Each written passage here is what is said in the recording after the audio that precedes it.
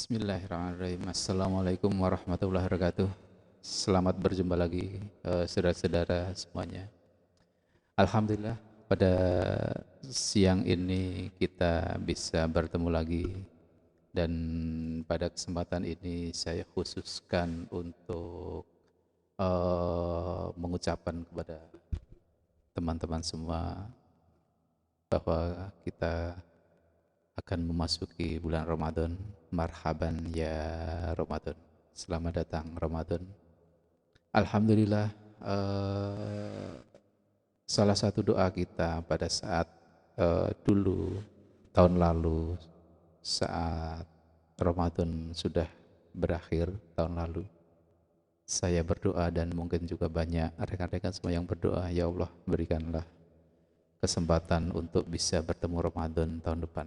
Dan ini tinggal beberapa hari lagi kita memasuki Ramadan, dan Alhamdulillah sampai hari ini kita masih diberikan waktu.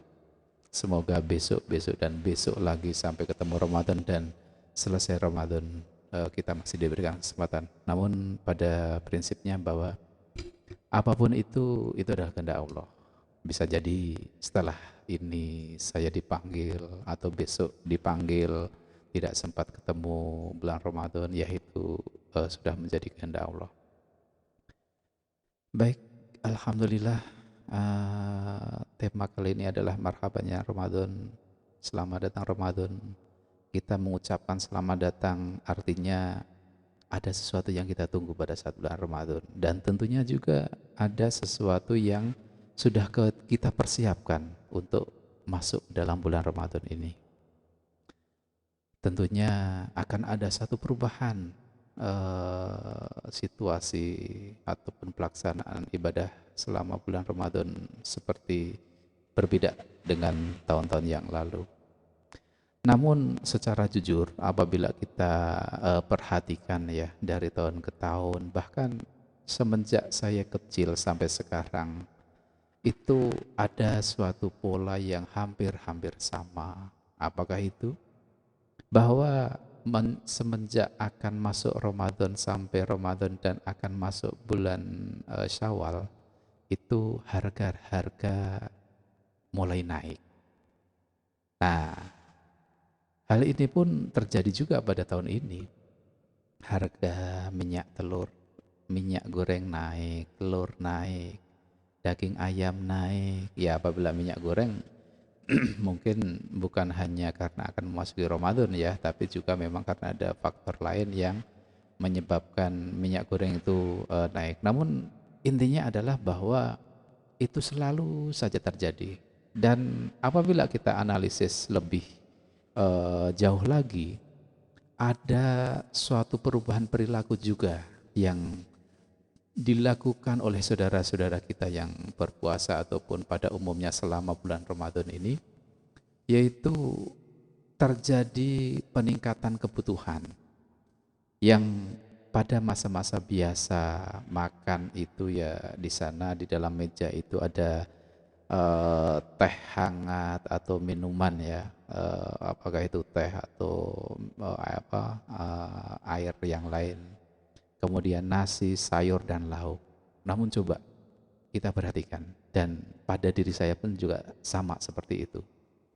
Pada saat bulan Ramadan itu meja itu jadi penuh. Di sana tidak hanya ada teh tapi juga ada es buah. Tidak hanya ada lauk tapi juga ada gorengan, ada ini, ada itu, yang semuanya ada di dalam meja makan di situ. Nah, di sini ini memang terjadi di sekitar kita, dan apabila kita perhatikan orang itu sudah berpikir nanti mau makan apa itu sudah sejak siang. Minimal jam 4 itu sudah berpikir, wah ini nanti mau berbuka puasa dengan apa ya, wah saya pengen ini, saya pengen itu, saya pengen ini, saya pengen itu. Dan akhirnya disediakan dan walah itu di meja makan jadi penuh. Namun hal itu agak wajar terjadi karena selama ini pun kita juga memaknakan ataupun mengartikan puasa itu adalah, atau puasa di bulan Ramadan itu adalah latihan menahan nafsu, latihan menahan lapar, haus.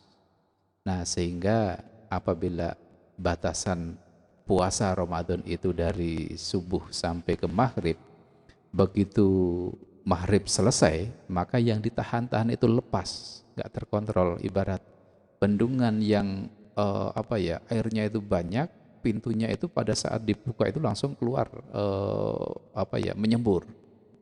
Hal itu pun sama juga pada saat berbuka puasa, langsung apa-apa dimakan. Nah, sehingga wajar pada saat memang di bulan Ramadan itu kebutuhan meningkat, ya akhirnya kan apabila hukum dagang kan, hukum di pasar kan, permintaan meningkat, harga meningkat. Nah, sekarang bisakah kita mencoba untuk sama-sama, yuk kita Ramadan tahun ini turunkan harga dengan cara untuk menurunkan kebutuhan kita pada saat berbuka puasa. Ya apabila 1-2 orang ya mungkin nggak ngaruh, tapi misalkan semuanya mungkin bisa ngaruh. Baik, kita kembali lagi kepada makna Ramadan itu tadi. Apabila selama ini kita menahan, sehingga pada saat berbuka puasa itu dibuka itu langsung lepas kendali. Bahkan sebelum dibuka pun sudah mempersiapkan strategi apa nanti pada saat berbuka itu sudah dibuka. Dan saya jadi kepikiran ataupun mendapatkan ide dari komunikasi saya dengan kawan-kawan yang lain, bahwa bagaimana kalau puasa itu jangan diartikan menahan, tapi menerima rasa lapar, menerima rasa haus, menerima tidak melakukan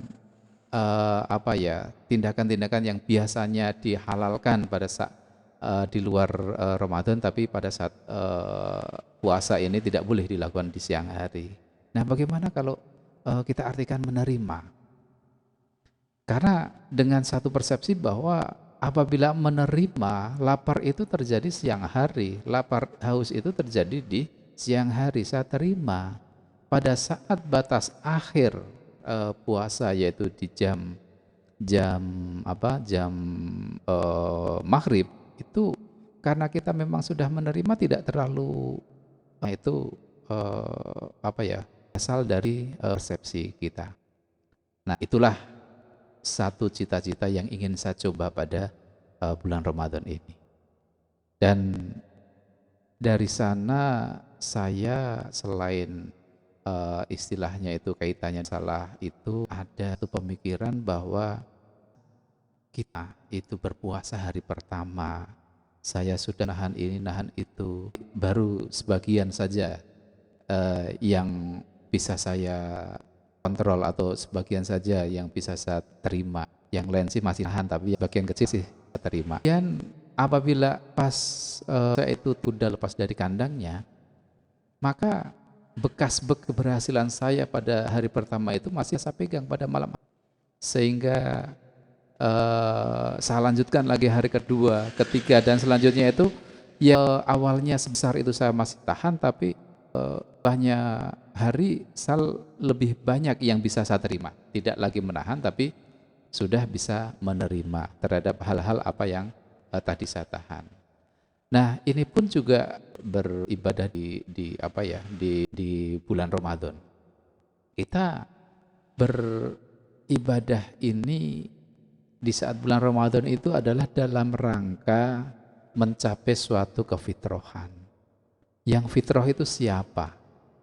Yang fitrah itu adalah jiwa kita. Dan bagaimana caranya kita itu fitrah? Setelah bulan puasa itu sendiri, fitrah itu kan artinya suci, kembali pada awal, pada saat kita sebelum dilahirkan. Nah, apakah dengan berpuasa kita selama ini kefitrahan itu sudah bisa kita raih? Atau jangan-jangan ya kembali lagi kepada kebiasaan sebelum puasa? Jangan-jangan seperti itu. Saya pun baru terpikir pada tahun ini, wah, ini apa yang saya dapat setelah puasa ini, apakah benar-benar jiwa saya itu fitrah atau ya itu tadi, seperti tadi, selama 1 bulan saya nahan, begitu sudah Syawal ya udah lepas seperti kuda lepas dari kandangnya, apakah seperti itu? Nah, namun apabila saya mengalihkan satu pemahaman tentang menahan itu jadi menerima seperti tadi yang saya sampaikan, sepertinya itu hari pertama saya masih ada yang nahan, saya ada yang terima. Hari kedua, ketiga, dan terus sampai 2 minggu misalnya, itu sudah sebagian besar saya terima. Artinya di sana ada jiwa itu bisa lebih tenang sehingga pada saat nanti masuk ke 10 hari terakhir melakukan iktikaf. Iktikaf itu kan apabila di dalam pemahaman saya ya, berdiam diri di masjid secara fikihnya. Apa tujuan di sana? Ya kita melakukan perjalanan, istilahnya apabila dalam istilah pewayangan Jawa itu suluk. Suluk. Kita siapa yang melakukan perjalanan? Ya jiwa kita. Jiwa kita menuju ke Allah, jiwa kita menuju ke Sang Pencipta. Dengan bekal 2 minggu sebelumnya itu benar-benar jiwa kita itu sudah benar-benar dilatih. Yang menerima tadi bukan yang menahan. Nah, sampai sini kita mempunyai bahan pembicaraan yang sangat banyak sekali kaitannya dengan masalah masalah puasa ini, yaitu kaitannya dengan jiwa tadi dan menerima juga. Dan ini tidak lepas dari apa yang sudah kita bicarakan pada tema-tema sebelumnya, dari ma'rifatullah sampai sadar Allah, dan yang terakhir itu adalah tentang sadar sebagai kunci untuk menghadapi permasalahan kita. Dan saat ini kita pun membicarakan tentang puasa juga kaitannya dengan masalah kesiapan jiwa kita dengan sadar Allah itu sendiri. Nah, sehingga ini merupakan suatu awalan untuk pembicaraan selanjutnya tetap tentang sadar Allah. Bagaimanakah posisi jiwa dan sadar Allah dan puasa ini sehingga kita mampu menjadikan jiwa itu fitri pada saat setelah puasa nanti. Baik, di sini tentunya saya sangat berharap kepada rekan-rekan semua yang mempunyai pendapat, silahkan tulis di kolom komentar. Silahkan kita diskusikan dan kita nanti akan bahas pada sesi berikutnya. Baik, marhaban ya Ramadan, selamat datang Ramadan, dan kepada rekan-rekan semuanya saya sampaikan mohon maaf lahir batin, barangkali ada satu kata yang disengaja ataupun tidak kerasa saya lakukan, saya mohon maaf. Dan demikian juga saya memaafkan kepada semuanya apabila ada 1-2 perilaku dari rekan-rekan semua yang sempat membuat hati ini tidak pas. Kita sama-sama memaafkan. Dan apabila secara khusus saya ada suatu permasalahan yang memang khusus tidak saya bisa sampaikan di sini, sebaiknya saya akan mengontak secara langsung untuk meminta maaf secara langsung, karena ini sifatnya permintaan maaf secara universal. Baik, terima kasih. Semoga kita dilancarkan dalam beribadah puasa dan rekan-rekan juga sama. Assalamualaikum warahmatullahi wabarakatuh.